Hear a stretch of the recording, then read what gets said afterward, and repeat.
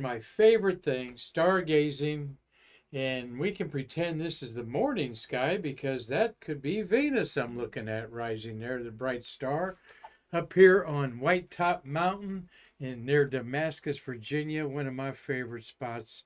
Went up there for over 3 decades. Welcome, everybody. I'm Marquette. We're so glad that you're with us to stay star curious today, as I'm the backyard astronomer. And today we're going to talk about uh, how communication with our satellites around Mars will be cut off for a couple weeks. There's a devil comet that they're talking about, could be around next spring. And what phase is the moon right now? How old is the moon? Okay, we're going to teach you how to speak like an amateur astronomer. And we're going to talk about why Saturn's rings are disappearing. What's happened to them? Are they just dissolving and will never be around the sun again, the planet again, or what are people talking about that Saturn's rings are going to disappear here next year? Well, stay curious about all that as I welcome Selvin Trotter, who's manning our Streamlabs today, as Marty Winkle's taking a well-deserved day off. Selvin, how are you today? Say hi on the UCX family microphone there. I am well and doing a little recovery from our memorabilia show. Yes, we're good. We've got a memorabilia show that we're going to show you about here. That we had a wonderful weekend, and we know some of you came there. And I've got some of our politics ahead here to take care of. But there's our evening sky chart that we're going to talk about here in a few minutes. This is a free download. Let me get up there and get used to what's going on today. A free download the evenings at Sky Maps. Of course, your red flashlights, which you want to use to see it out, so your eyes, when they get dark adapted, don't um, contract more. That's all about letting your eyes open up, like you do in your bedroom when you turn the light off. You can't see anything. 5 minutes later, you see everything. That makes a big difference when you're in your backyard stargazing. And I'm going to put my glasses on here. And Jupiter was at opposition on the 3rd. That means it rose in the east when the sun set in the west. And you're all observing that bright, bright star. Selvin, I'm sure you've seen it and maybe wonder, what is that star in the east, particularly since it's getting dark now at 6:30. Well, that's Jupiter. We're going to share a little bit about Jupiter, but we got a lot of time to stay star curious about Jupiter this fall and winter. Um, you might see some meteors. I saw some the other night. Those are called a Taurid meteor shower. This being the 13th of the month, new moon happens today. And that means the moon all day long has been right by the sun, Selvin. But you wouldn't see it because the sun is so bright it blots everything out. And it's either above or below the moon is above or below the sun. I believe it's above it this time of year. If it was right in front of it, we'd have a total eclipse of the sun, which we had a month ago. So that's where the cycle comes from. New moon is when you can only have an eclipse. A month ago was the eclipse that we all enjoyed over the weekend, no matter where you were. So coming up this week, the moon is going to take a dance across the sky. Uh, and it's going to be near Mercury tomorrow evening. You probably won't see that; it'll be so thin.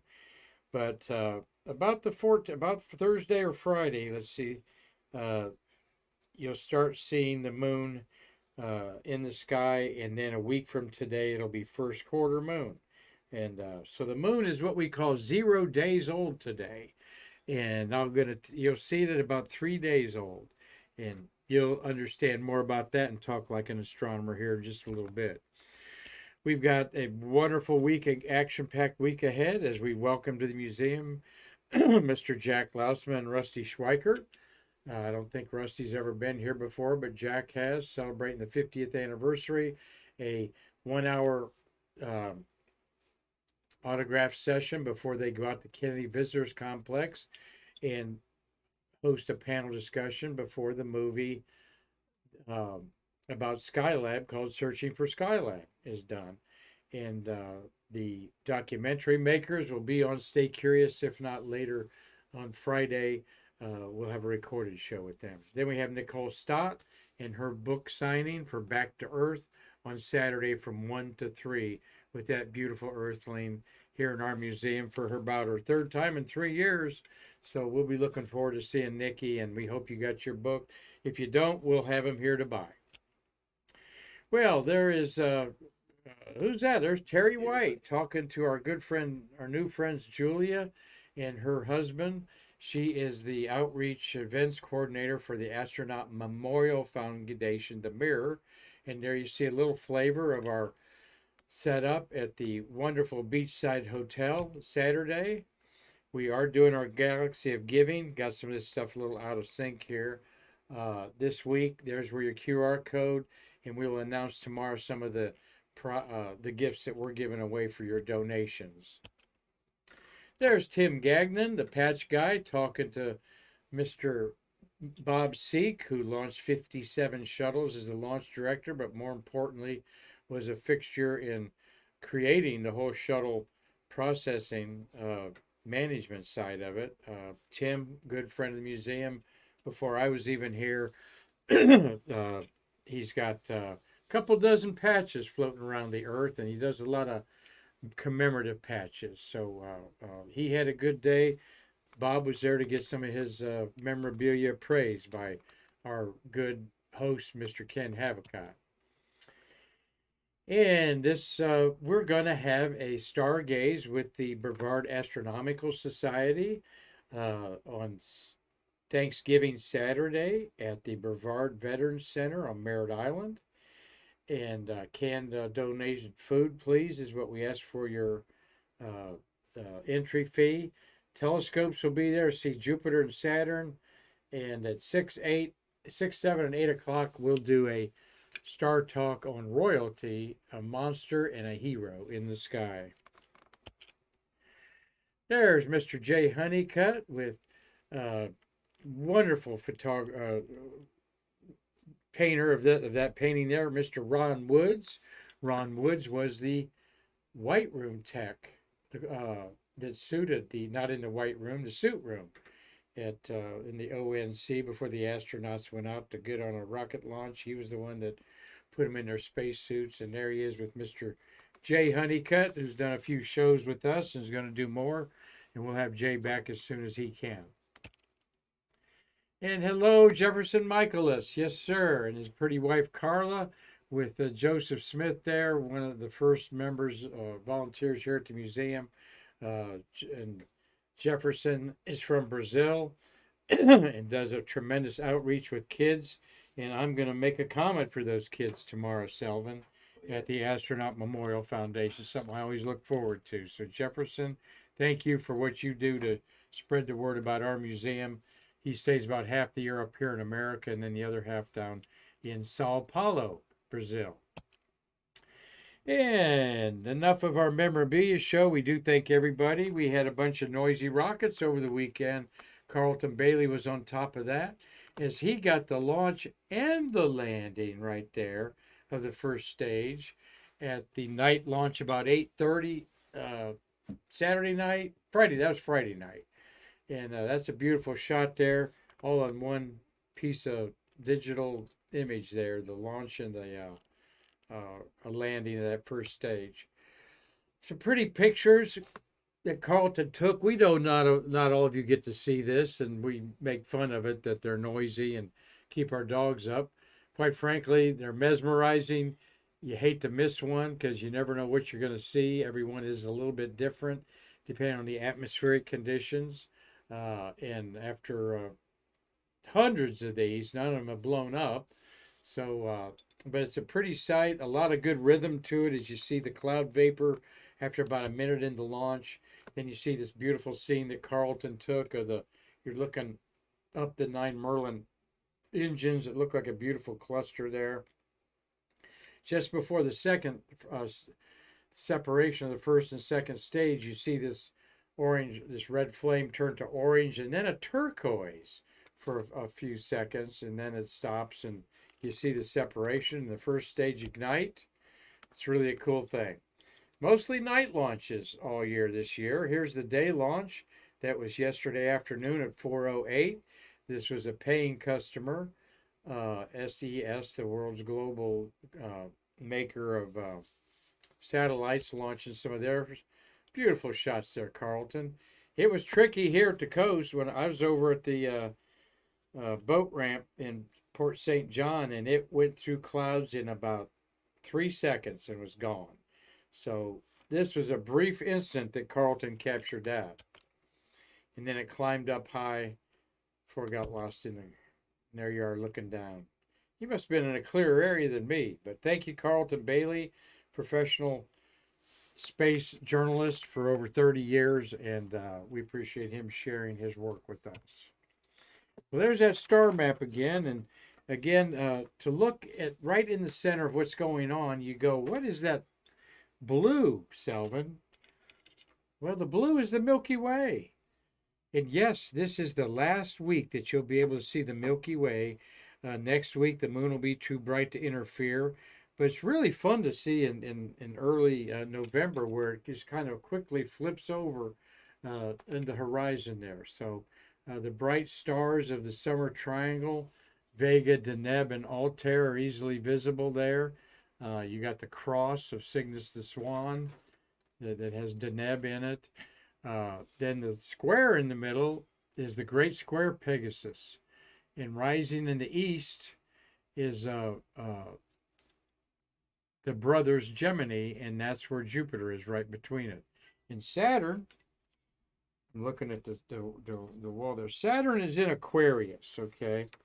And the way this chart is on there, if you look to the south, and wherever south is, we're looking south here. And to the south is a bright star above the horizon, Fomalhaut, right there, all by itself. There's nothing else around it. Fomalhaut in Arabic means the lonely one. And that's what they felt about this star. There was no bright stars around it, so it's going to be easy to see about 6 o'clock when it gets dark. And then look right up above Fomalhaut, and the next bright star you see is goldish. That is Saturn. And even if you put an inexpensive telescope that your spiders have been playing with in your closet or your garage for over a year, probably about 11 months because you bought it at Christmas and used it for a week, and then the moon went away and everyone forgot about it. Well, even a cheap telescope like this will show you Saturn's rings better than Galileo. Galileo didn't see the rings. He saw the moons of Jupiter. So use what you have, and to not be frustrated, get out before dark and try to find the top of a tree or a light pole.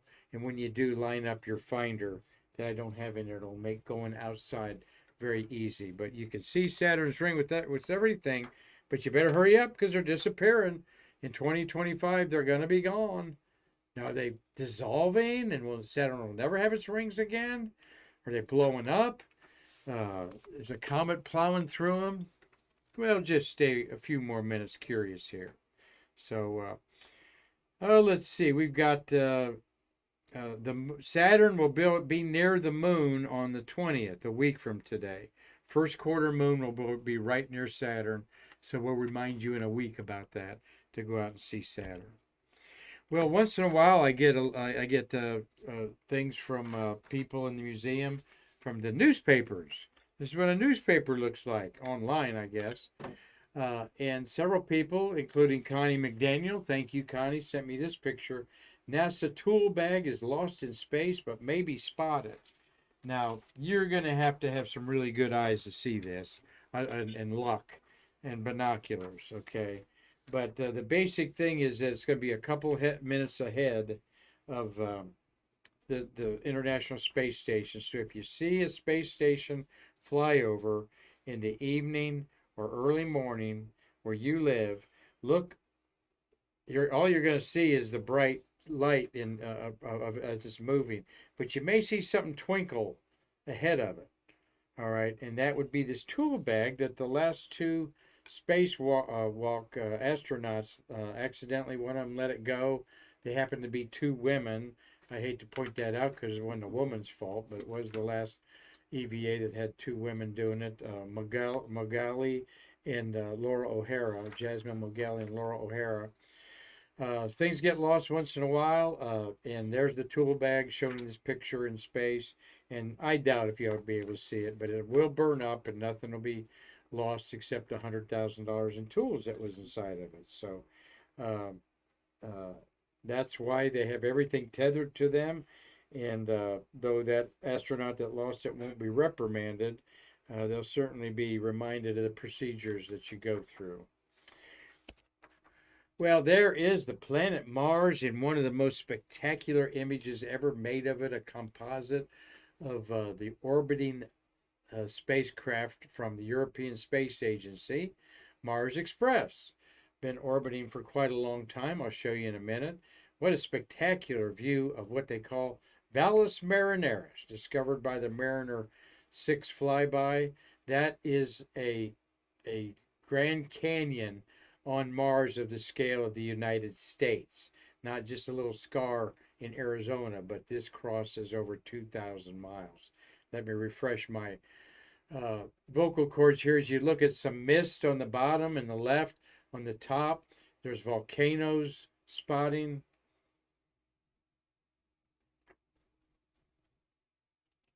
Excuse me.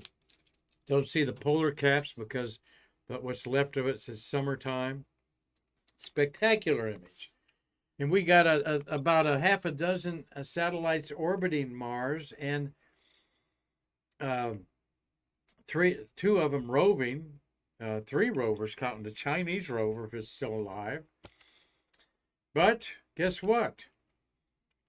We're not going to be talking to them for a while. That's right. We even have places on Mars in tribute to the Columbia astronauts called Columbia Hills, that the golf cart-sized rover Spirit went up to those hills. Took it about 6 years, but this was the landing, and there were our honor and our. So there's places on Mars that have human names now. But starting on November 17th, this Friday, that's a problem for NASA because Mars is going to go directly behind the sun, and radio transmissions cannot pass through the Earth's atmosphere. Think of that you're around a bonfire, Selvin, and I'm on one side of the bonfire, you're on the other. I can't see you because of the flames of the bonfire. Well, we can't talk to our Mars spacecraft because Mars is on the other side of the big bonfire that we call the sun, and not just the light and energy of it, but the electromagnetic spectrum it's emitting. It wreaks havoc on communication systems. So they've commanded the rovers and orbiters to do nonsensical things. So it'll hold off commanding its Mars fleet for 2 weeks from right now to November 25th, all right, after Thanksgiving. So during this time, the rovers Perseverance and Curiosity will remain parked as they monitor changes on weather and radiation. The Ingenuity helicopter will be grounded. It's only flown over 50 times. It was only supposed to fly 5. It'll stay busy using its color camera to study the movement of sand. Really, it's going to be, that little thing's going to be on the ground. It's going to take its camera and just watching in front of it how sand dances around. I think that's cool. Maybe there'll be a little roly-poly roll by there too, or sand cricket. We'd love to see that. Mars orbiters will be gathering data as usual. These transmissions will relay their stored data to NASA after the conjunction with the sun is over. Lately, we've been using images from Perseverance to detect large sunspots on the far side of the sun. These reports will resume after Thanksgiving. So it can basically give 2 weeks off to the hard-working Mars rocket scientists, their planetary scientists at Jet Propulsion Lab. Well, here's the 1, 2, 3, 4, 5, 6, 7 orbiters orbiting Mars right now, and then you got Perseverance and Curiosity, the SUV-sized rovers, and the helicopter Ingenuity on Mars. So a couple of them have been there for a long time, particularly Odyssey and Mars Express in its 20th year. Mars Reconnaissance Orbiter, after 17 years, is still the most powerful cameras ever put to orbit anything, including Earth in many ways, except for spy satellites, of course. So they won't be looking for any Martians for a couple weeks, but they'll be taking data as usual. Here's what's wrong we have to go. Everyone's going to Mars. Everyone's going to Mars. Well, how are we going to talk to people on Mars? And if we have people on Mars, a conjunction with the sun happens every 2 years. So you have to plan that you're not going to have 2 years of not talking to people on Mars, or you have to have satellites in a laying the orbit that, like the Webb telescope is in, so that they could relay away from the back of Mars to us, like the Chinese have already figured out to do on the moon. So pretty cool. There's Perseverance, beautiful rock formation. You know what those layers mean in the back there, Selvin? Those striated layer on top of layer?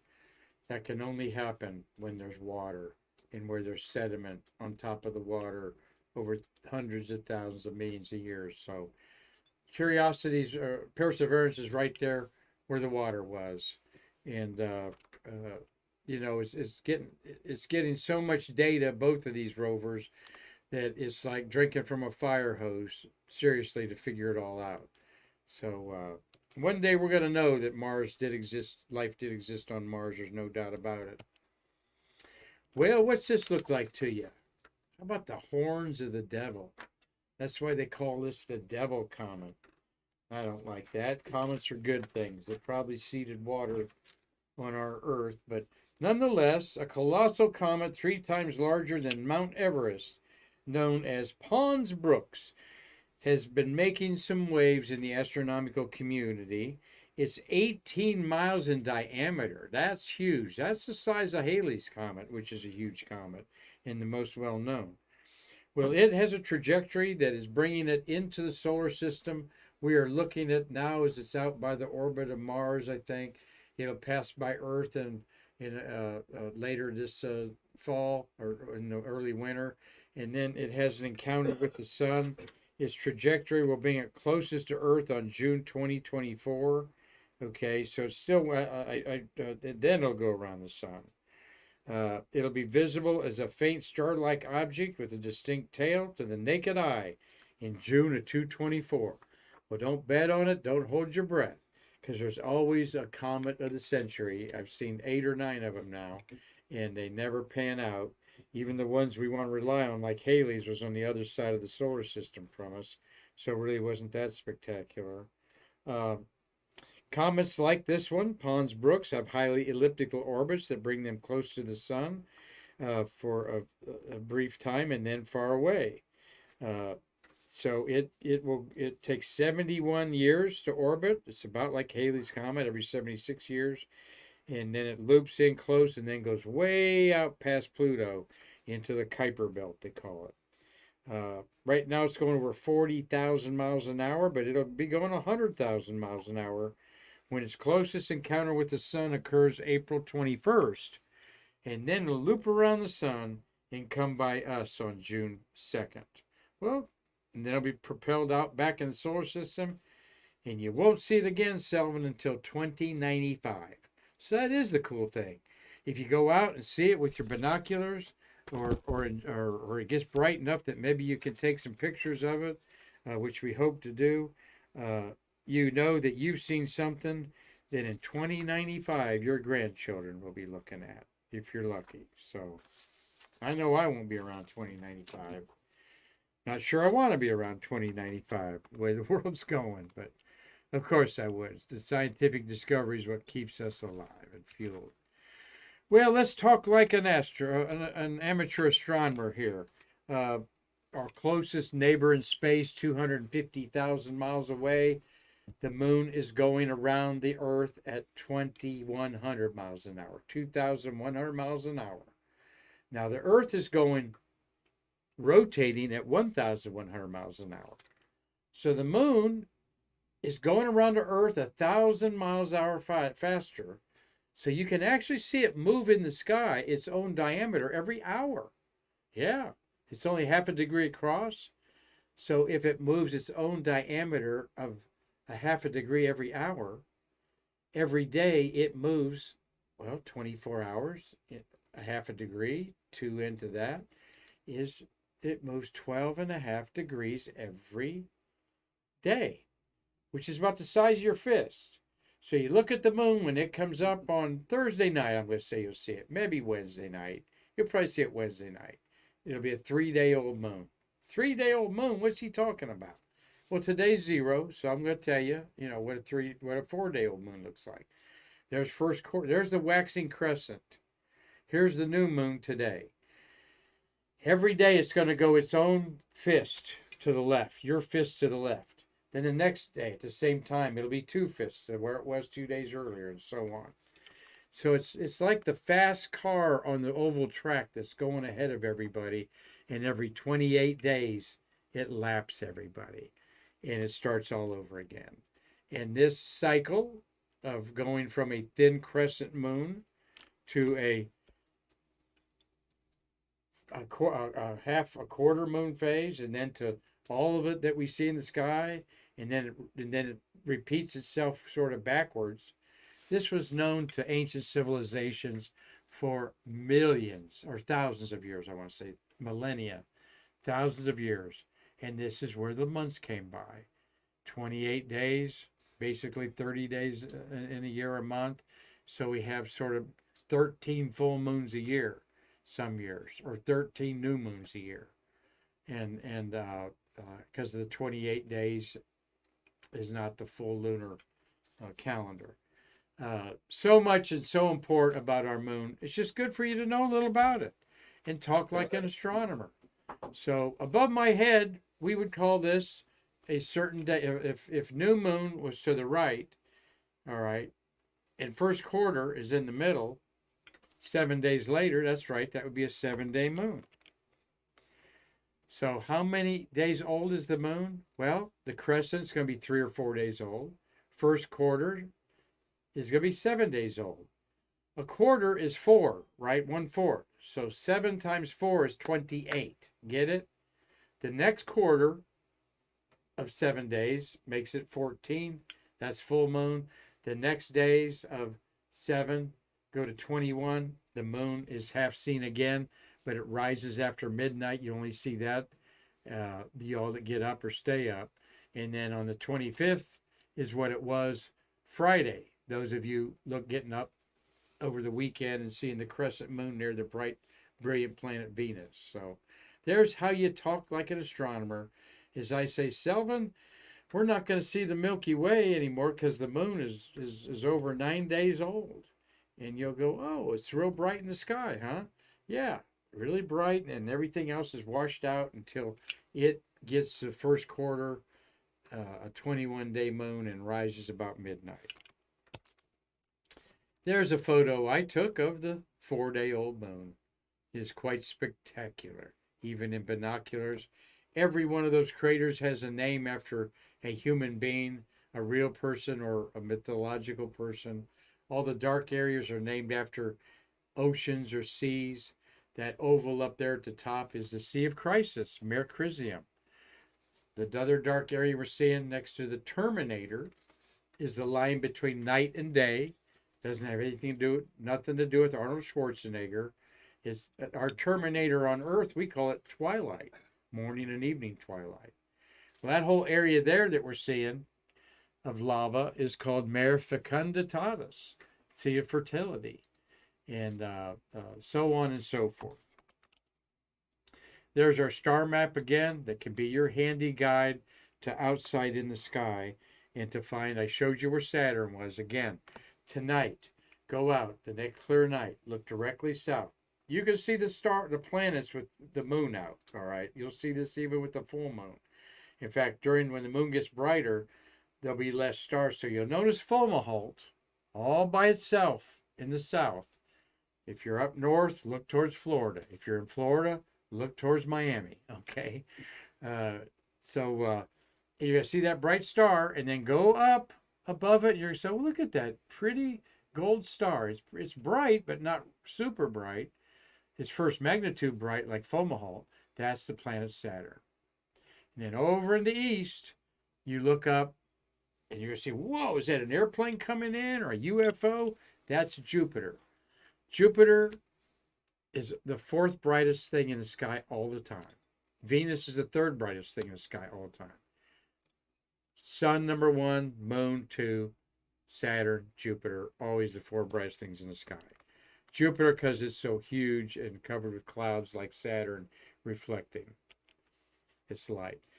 Well, here's something that happened, phenomenon over the week, over Thursday, was the moon passed in front of Venus. And this was Thursday's crescent moon, 27-day-old moon probably on Thursday, so you wouldn't have been able to see it Friday.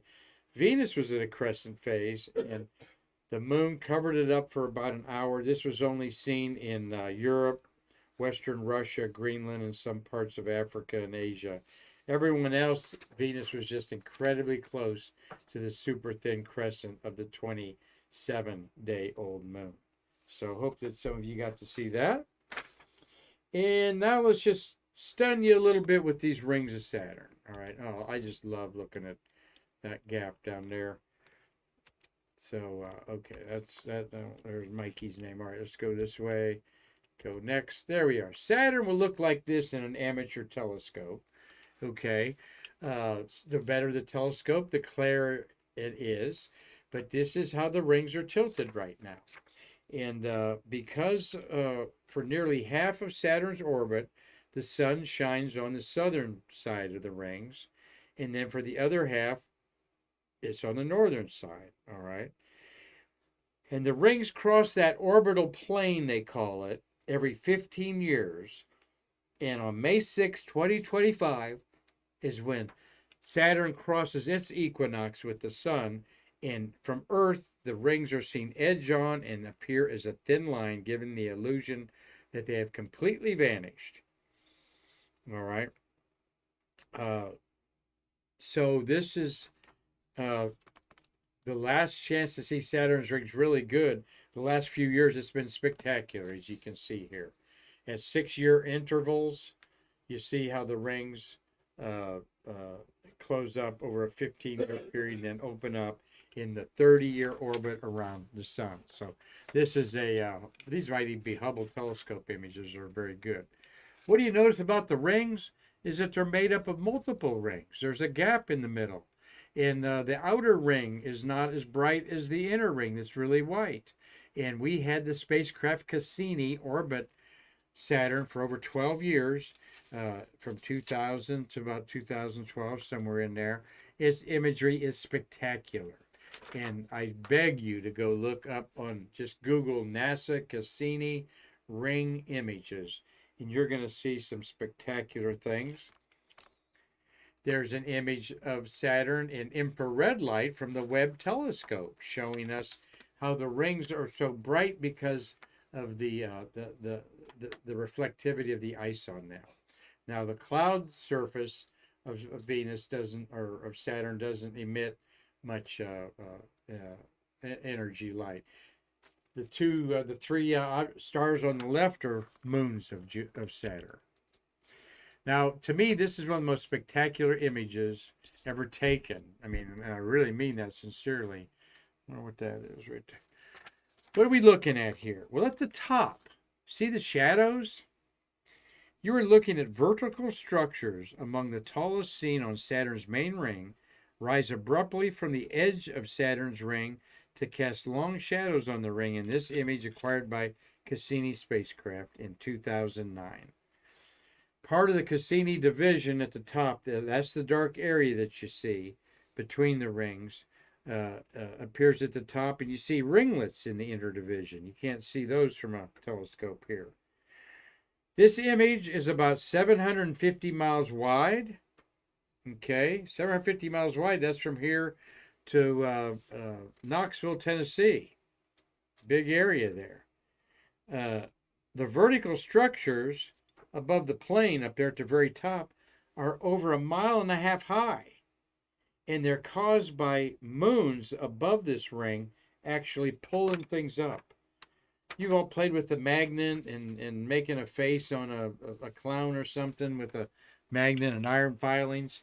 That's what's going here. The gravity of a moon is pulling this up out of the ring, which the ring here is no more than 30 feet thick. The thickness of the ring usually never deviates by more than 30 feet. That's right. up and down. The rings are only 1,500 miles, a quarter miles thick below this sheet. We're looking straight down on them.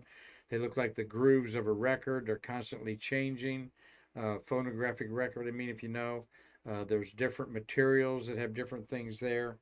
Uh, it's possible that these bodies at the top being lifted up significantly affect ring material, and material can be splashed out in space as it collides in there. So when you look at Saturn's rings, be in awe of the science that's going on there that we don't understand. We don't know if Saturn's rings, some astronomers think Saturn's rings are less than 10 million years old.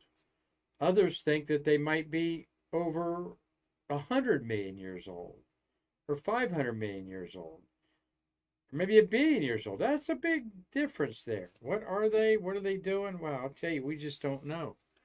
Now, here is the Cassini spacecraft, went behind Saturn and took this spectacular image with the sun silhouetted. And look at the sunlight. We just know these basic rings here. These outer areas here, we had no clue they were there. Of course, with rings or messy things, you got dust flying off of them, and they're absorbed in this dust ring around Saturn. Incredible. Now, what's this right here I see, Selvin? Look at that star right there. Let's look at that up close a second. What is that? That's the Earth. Yep, that's us. Everything we know and ever known and ever will know is right there on this pale blue dot.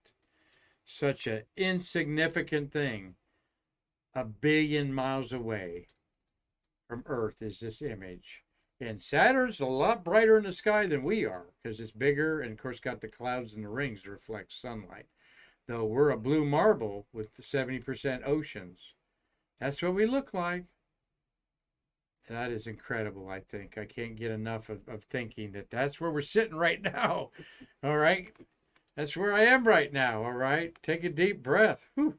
And calm down a little bit. Human beings, that's your speck right there, all right? If you think that we're everything in the universe, there we are, right there. Well, let's look at Jupiter real quick. Another picture I took a few years ago showing the cloud bands and the red spot of Jupiter. And like I said, you can't miss it. You're thinking airplane's going to be landing if you're driving east and on the highway and you see Jupiter rising. You're going to think, oh, you know, planes flying there. Nope, that's the brightest planet in the sky right there. And there's a Webb telescope view of it. Very funky looking, different way to look at it as energy being emitted in a different way is captured by the Webb telescope. So that's how we're going to end today's show, is just reminding you to get out the next few nights. Look, it's going to be dark at 6 o'clock, wherever you're at.